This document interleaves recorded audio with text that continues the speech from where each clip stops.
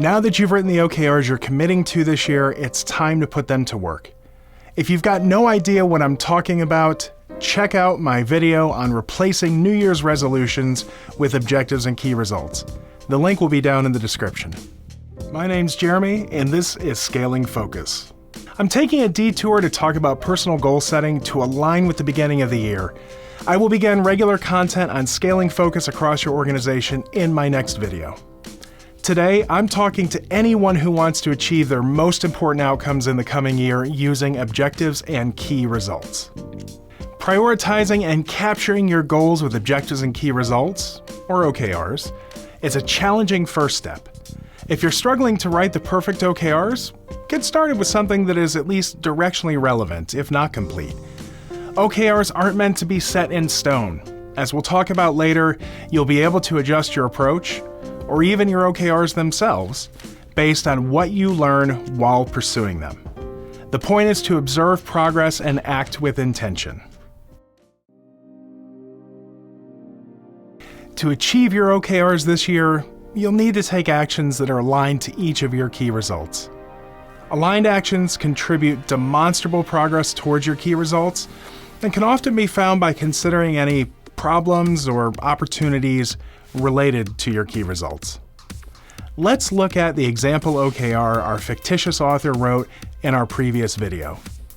Demonstrate improved health in my next annual physical, as measured by reducing body weight from 240 pounds to 216 pounds, reducing blood pressure from 140/90 to 120/80, and reducing A1C from 6.2% to 5%.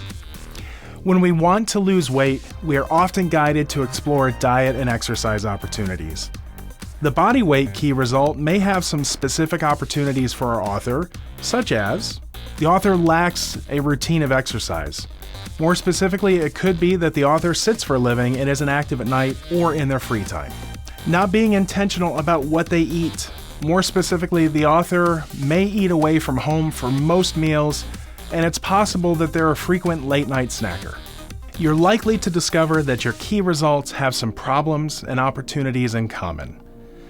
In this example, the second and third key results may share the same problem of being overweight, while also sharing an opportunity with that key result of not having an intentional diet. Once you've identified problems and opportunities for your key results, it's time to consider the initial actions that you'll take to address them. For our example OKR, the author may seek to address exercise opportunities by taking a 20-minute walk 3 days a week, standing up for 5 minutes every 1 to 2 hours while at work. To maximize your chances of getting started with your actions, your starting actions should be ones that you can reasonably commit to, even if it's a bit of a stretch. For our example, the author may start by committing to shorter walks or less frequent walks. The goal is to effect changes in your behavior that you can build on. Later, we'll talk about how to make sure your actions lead to the achievement of your OKRs.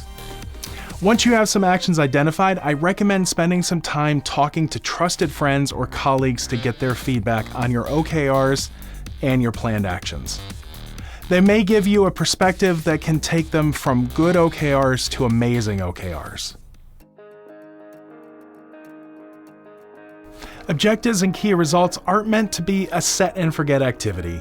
They are meaningless if you don't regularly look at them throughout the year. Intentionally examining your progress on a regular basis will give you the feedback necessary to adjust your actions based on what you learn while pursuing your OKRs. As you start taking your actions, track your actual observable progress towards each key result. Start weekly and adjust the frequency if needed. It's possible that weekly is too often and doesn't let you see meaningful progress. Just make sure you're doing it at least once per month. The more often that you examine your progress, the more chances you'll have to make adjustments. While examining your progress, consider the following. Is your progress where it should be? And is it what you expected it to be? Have your actions contributed progress in the way you expected? Or have you failed to act since the last time you looked at your progress? What, if anything, do you need to do differently to stay or get back on track to achieve your key results?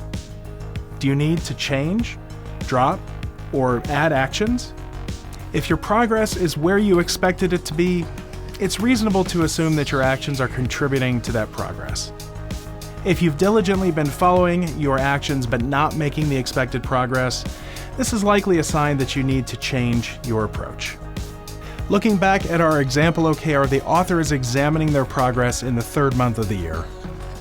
The author has only seen a net 4-pound reduction in their weight, sitting at a current value of 236 pounds.